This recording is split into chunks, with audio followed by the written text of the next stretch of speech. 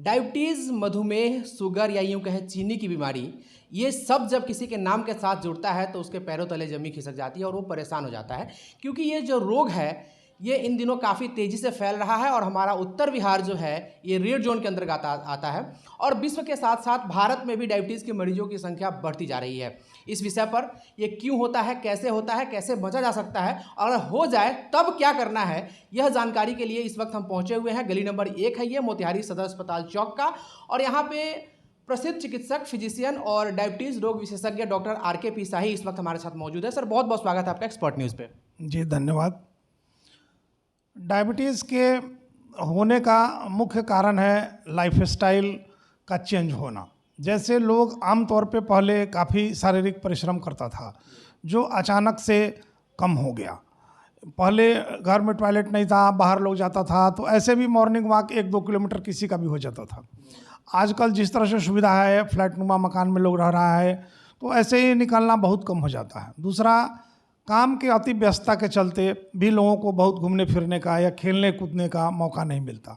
तीसरा चीज़ है कि तनाव में लोग रहता है, आर्थिक दौड़ है, इसमें सब लोग चाहता है आगे निकले, तो इस तरह के प्रतियोगी समाज में भी आर्थिक और अन्य कारणों से तनाव लोगों का बढ़ता है, ये भी एक कारण है। खान पान भी जो पहले शुद्ध वातावरण में मिलता था, इतनी इंसेक्टिसाइड्स, पेस्टिसाइड्स इसका इस्तेमाल नहीं होता था, जो भी आजकल बहुत ज़्यादा मात्रा में हो रहा है, उन सब चीज़ों के खाने से भी जो पैनक्रियाज है उस पे नुकसान होता है, उसका बुरा प्रभाव पड़ता है, और इन सब कारणों से ही डायबिटीज़ आजकल बढ़ रहा है। डायबिटीज़ के मामले में सर, हमारा उत्तर बिहार जो है रेड जोन में है, तो जो हमारे युवा पीढ़ी के जो लोग हैं, खासकर जो अर्ली एज में डायबिटीज़ के शिकार हो जा रहे हैं, उनको इससे बचने के लिए क्या करना चाहिए? थोड़ा सा मैं डाटा के बारे में बता दूं। बिहार का जो 2011 की जो जनगणना थी, जो पब्लिक डोमेन में उपलब्ध है, उसमें बिहार का पॉपुलेशन आपको 13.1 करोड़ है। और पूर्वी चंपारण का अगर हम लोग बात करें तो पूर्वी चंपारण की जनसंख्या आपको 51 लाख है। इसमें देहात के एरिया में आपको 5% लोगों में डायबिटीज़ है, और शहरी एरिया में अगर हम लोग आ जाएं तो ये संख्या 10% हो जाती है। अगर 6-7% भी अगर हम लोग रखें तो आप समझ सकते हैं कि एक ज़िला में इतना ह्यूज बर्डन है डायबिटीज़ के लोगों का, और तकरीबन इस चंपारण में ही ले लीजिए तो 3 लाख से ज़्यादा लोग डायबिटिक हैं। तो अच्छा, इसमें एक और परिवर्तन हुआ है कि पहले जो डायबिटीज़ 40 से ज़्यादा उम्र में होता था, वो अब 30 से 40 के बीच में ही मैक्सिमम डायबिटीज़ हो रहा है। यानी कि यंग जो जनरेशन है, जो वर्किंग जो हमारा पॉपुलेशन है, उसमें इसकी संख्या बहुत ज़्यादा बढ़ रही है। और वहाँ भी मेन कारण वही है, मोटापा, खान पान की अनियमितता, खेल कूद व्यायाम की कमी, तनाव, तो इन सब वजहों से उस पॉपुलेशन ग्रुप में डायबिटीज़ काफ़ी बढ़ रहा है, और हमें इस पर ध्यान देने की ज़रूरत है कि इन सब कारणों से बचा जाए। सर, अर्ली एज में किसी को डायबिटीज़ होता है तो लोग समझ नहीं पाते कि उनको डायबिटीज़ है, और वो धीरे-धीरे काफ़ी आगे बढ़ गया रहता है। तो क्या सिम्पटम्स है, लोग कैसे समझे कि उनको अब डायबिटीज़ हो गया है? देखिए, डायबिटीज़ का मुख्य जो लक्षण है उसमें मुंह सूखना, प्यास लगना, पेशाब का ज़्यादा होना, आपको इंद्रियों में खुजलाहट का होना, जोड़ों में दर्द का होना, वज़न कम होना, सुस्ती, वज़न दिनानुदिन घटते जाना, इन सब कारणों से और इन सब लक्षणों से हम पहचान सकते हैं कि किसी को डायबिटीज़ है। परंतु कोई एक लक्षण कोई ज़रूरी नहीं है कि सब में हो। कभी कभी शुगर हम लोग देखते हैं 500 से भी ज़्यादा है, और फिर भी वहाँ पे आप देखिएगा कि उसे कोई लक्षण नहीं है। मरीज कहेगा नहीं, हम तो रात में एक बार सोते हैं और सुबह में उठते हैं, हमें कोई पेशाब ज़्यादा नहीं होता। इसलिए एक लक्षण पे भी नहीं ध्यान देना है। कई बार मरीज में बहुत लक्षण नहीं होता है, वो जोड़ों का दर्द लेके आता है, या आँख के डॉक्टर के पास मोतियाबिंद को ऑपरेशन के लिए गया, या लेडी डॉक्टर से लेडीज़ लोग मिलती हैं कि भाई हमें विजाइना में इचिंग हो रहा है। तो इन सब एक एक करके भी लक्षण अगर हो, कोई छोटा मोटा भी लक्षण हो, वो भी डायबिटीज़ का कारण हो सकता है। इसलिए सबसे बेहतर यही है कि आप ज़रूर अपना ब्लड शुगर चेकअप करा लें। रेगुलर चेकअप ज़रूरी है? ज़रूरी है, बिल्कुल बिल्कुल। सर, चीनी खाने के लिए आप लोग मना करते हैं, जो जिसको डायबिटीज़ उसको चीनी नहीं खाना है। क्या जिसको डायबिटीज़ नहीं है, अगर वो चीनी खाता है तो क्या उससे डायबिटीज़ बढ़ती है? क्या ऐसा लोगों में मिथ्या है? देखिए, खान पान में आपको इस बात का ध्यान रखना है कि आपके अंदर ओबेसिटी नहीं हो, यानी मोटापा नहीं हो। आप जितना खाते हैं वो ऊर्जा में बदल कर खर्च हो जाए, ये बहुत महत्वपूर्ण है। आप क्या खाते हैं उतना महत्वपूर्ण नहीं है। अगर एक लेबर क्लास का आदमी अगर घी खाता है तो उससे कोई फर्क नहीं पड़ेगा, लेकिन वहीं अगर कोई ऑफिस वर्कर है वो अगर उतना ही घी खाता है तो उसके अंदर मोटापा आ जाएगी, और जब मोटापा आएगी तो फिर वो डायबिटीज़ को बढ़ाएगा। तो ये महत्वपूर्ण नहीं है कि आप क्या क्या खाते हैं, महत्वपूर्ण ये है कि आपको कितनी कैलोरी की आवश्यकता है, और उस कैलोरी की आपूर्ति के लिए जितना ज़रूरी भोजन है आप उतना ही भोजन करें।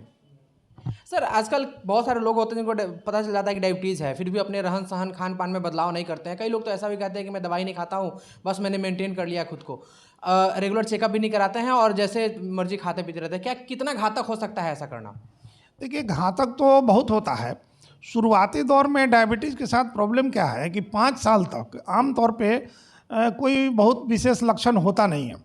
इवन बच्चों में भी अगर 5 साल तक देखिए, या एडल्ट में भी डायग्नोसिस के बाद 3-4 साल तक बहुत लक्षण होता नहीं है। उसके बाद लक्षण आना शुरू होता है, और वो जब लक्षण आता है, जैसे पैरों में सुनापन होगा तो फिर घाव बनना शुरू होगा, फिर परेशानी होगी उससे।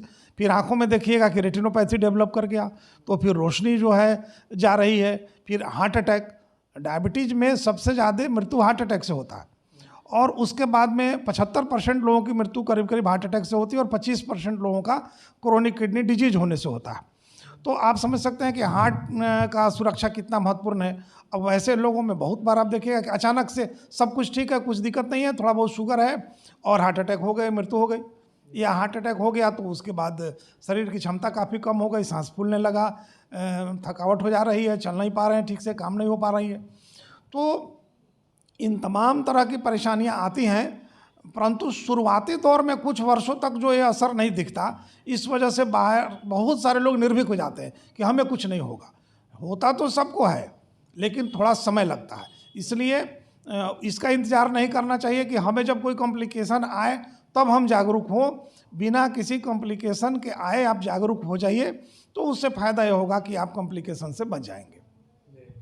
अगर किसी को डायबिटीज़ के बारे में जानकारी होती है कि उसको डायबिटीज़ हो गया है, अगर आप बचना चाहे तो उसको सबसे पहले क्या करना चाहिए? देखिए, 3 चीज़ है। एक बार डायबिटीज़ अगर आपको हो गया तो 3 चीज़ महत्वपूर्ण है जिसका आपको ध्यान रखना है। पहली बात कि खान पान में आप परहेज़ रखिए, यानी कि डायबिटीज़ हो गया यानी शरीर में इंसुलिन की कमी है, या अगर इंसुलिन पूरा निकल भी रहा है तो पूरी तरह से काम नहीं कर रहा। इसके लिए ज़रूरी है कि आप शरीर पर जो ग्लूकोज वाला जो भोजन है, जिसमें ज़्यादा ग्लूकोज है, जिसमें चावल है, आलू है, चीनी और उससे बना हुआ सामान है, तो इन सब चीज़ों का सेवन कम कीजिए। शरीर पे ग्लूकोज का लोड कम रखिए, ताकि आसानी से जो इंसुलिन बन रहा है उससे आपका काम चल जाए। यानी खान पान में परहेज, डाइट कंट्रोल जिसको हम लोग बोलते हैं। तो सबसे पहला ज़रूरी चीज़ है कि आप डाइट कंट्रोल कीजिए। दूसरा चीज़ है कि लाइफ स्टाइल मतलब है कि हमें रेगुलर एक्सरसाइज करना चाहिए। या तो हम कोई स्पोर्ट्स खेलें, या सुबह और शाम मॉर्निंग वॉक कर लें, तो इससे भी हमारे शरीर में बहुत सारा कैलोरी बर्न होगा, और ये भी शुगर घटाने में मदद करेगी। और तीसरी चीज़ दवा है, यानी कि तीनों चीज़ की ज़रूरत आम तौर पे पड़ती है। आपको परहेज भी करना है, आपको नियमित व्यायाम भी करना है, और दवा भी लेना है। तो फिर डॉक्टर के सलाह के अनुसार जो दवा प्रिस्क्राइब होता है उतना दवा को लीजिए। ये तीनों अगर आप साथ में लेकर चलते हैं तो आप बहुत हद तक करीब करीब 30 साल डायबिटीज़ होने के बाद अगर आप इतना ध्यान रखते हैं तो 30 वर्षों तक आप स्वस्थ जीवन जी सकते हैं बिना किसी कॉम्प्लिकेशन का। जैसे कहा जाता है सर कि हार्ट की बीमारी है, डायबिटीज़ की बीमारी, ये सब जो बीमारी एक बार लग गई तो दवा शुरू हो गई तो फिर शुरू हो गई, इसमें क्या सच्चाई है सर? देखिए, होता क्या है कि दवा शुरू तभी होती है जब शरीर को दवा की ज़रूरत होती है। मान लीजिए कि कोई मरीज है, वो अपने खान पान में परहेज किया, नियमित व्यायाम शुरू किया और उसका शुगर कंट्रोल हो गया, तो उसमें कोई दवा प्रेस्क्राइब नहीं करता। या पहले से कोई अगर हल्की सी दवा प्रेस्क्राइब भी है और अगर ऐसा लगता है डॉक्टर्स को कि नहीं भाई अब इसका काम चल जाएगा, इसमें ज़रूरत नहीं है, तो दवा वो बंद कर लेता है। कहता है कि भाई आप कंटिन्यू करो अपने लाइफ स्टाइल को, जो मॉडिफाई किए हो उसको आप कंटिन्यू करो। लेकिन अगर दवा की आवश्यकता है तो फिर दवा रेगुलर चाहिए, वो दवा फिर बंद नहीं होगी। और कुछ समय के बाद जो दवा है वो एकदम रेगुलर चाहिए, लाइफ टाइम चाहिए, और उसको लेना चाहिए। सर कोई मरीज शुगर का पेशेंट है, घर पे है, अचानक उसका शुगर घट रहा है या बढ़ रहा है, इस तरह कुछ होता है, तो क्या कुछ सिम्टम्स आते हैं इसके भी क्या? जी हाँ, बिल्कुल आते हैं। जैसे शुगर लो होने का जो मुख्य सिम्टम है कि शुरू में आपको तेज़ भूख लगेगा, उसके बाद सुस्ती होगी, और उससे भी और नीचे जाएगा तो पसीना आएगा। पसीना आना इसका श्योरेस्ट साइन है। अगर कोई डायबिटीज़ का मरीज़ है और आप देखें कि अचानक से उसको पसीना आ गया, तो आप समझ जाइए कि शुगर इसका लो हुआ है। उस समय सबसे आसान है कि 1 कप पानी में 4 चम्मच आप चीनी घोर के उसको पिला दीजिए, और उसके बाद चावल वगैरह खिला दीजिए, फिर वो ठीक हो जाएगा। फिर डॉक्टर से परामर्श ले लीजिए। और बढ़ने की स्थिति में देखिए, शुगर अगर बढ़ेगा तो उस समय फिर आपको मुंह सूखना होगा, हल्का हल्का आपको सर में चक्कर महसूस होगा, और वीकनेस फील होगा, जल्दी आप थक जाएंगे। तो उसके लिए तो फिर आप टेस्ट करा कर देख लें, और जैसे उसका लेवल होगा उसके अनुरूप जो है डॉक्टर के परामर्श से आप दवा लें। बहुत बहुत धन्यवाद सर। धन्यवाद। तो इस वक्त हम बात कर रहे थे, डॉक्टर RKP शाही थे हमारे साथ में, फिजिशियन और डायबिटीज़ रोग विशेषज्ञ। अभी के लिए फ़िलहाल इतना ही। आप बने रहिए हमारे साथ और देखते रहिए एक्सपर्ट न्यूज़, आपकी आवाज़। नमस्कार।